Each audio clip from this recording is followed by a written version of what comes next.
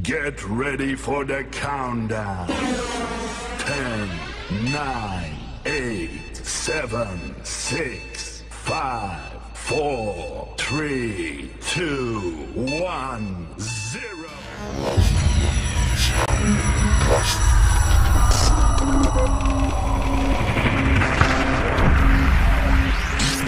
Halo teman-teman, Assalamualaikum warahmatullahi wabarakatuh. Sebelumnya, udah ada yang kenal aku belum? Kalau belum, yuk kenalan. Kan ada pepatah mengatakan, tak kenal maka tak sayang. Maka dari itu, perkenalkan, namaku Siva Suci Rahayu. Aku dari kelas 12 MIPA 3. Jadi aku akan menjelaskan materi tentang awal kemerdekaan. Jika belum tahu, yuk simak videonya.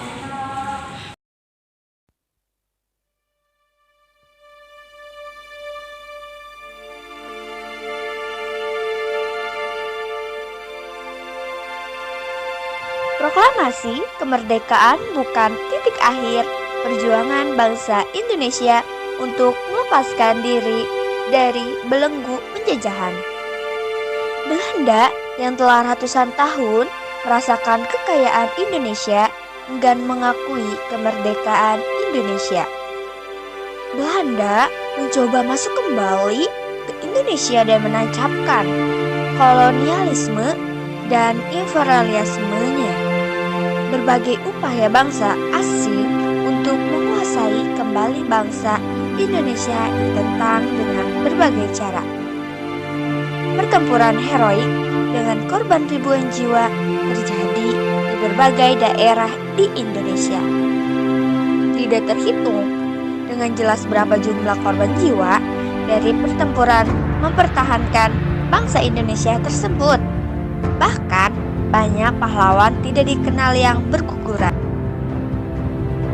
Tantangan awal kemerdekaan. Secara politis, keadaan Indonesia pada awal kemerdekaan belum begitu mapan. Ketegangan, kekacauan, dan berbagai insiden masih terus terjadi. Hal ini tidak lain karena masih ada kekuatan asing yang tidak rela kalau Indonesia merdeka. Sebagai contoh, rakyat Indonesia masih harus bentrok dengan sisa-sisa kekuatan Jepang. Di samping menghadapi kekuatan Jepang, bangsa Indonesia harus berhadapan dengan tentara Inggris atas nama Sekutu dan juga Belanda. Merdeka atau mati. Kedatangan Sekutu di Indonesia menimbulkan berbagai reaksi dari masyarakat Indonesia, apalagi dengan memboncengnya Belanda yang ingin menguasai kembali Indonesia. Hal ini mengakibatkan berbagai upaya penentangan dan perlawanan dari masyarakat. Arek-arek Surabaya Utomo terkenal karena perjuangannya dalam pertempuran Surabaya pada tahun 1945. Pertempuran rakyat Surabaya dengan Sekutu terjadi pada tahun 1945 tersebut, menyebabkan ribuan rakyat yang gugur. Setelah diadakan pertemuan antara wakil-wakil pemerintah RI dengan Malabi, maka dihasilkan kesepakatan. Namun, pada perkembangan selanjutnya, ternyata pihak Inggris mengingkari janjinya.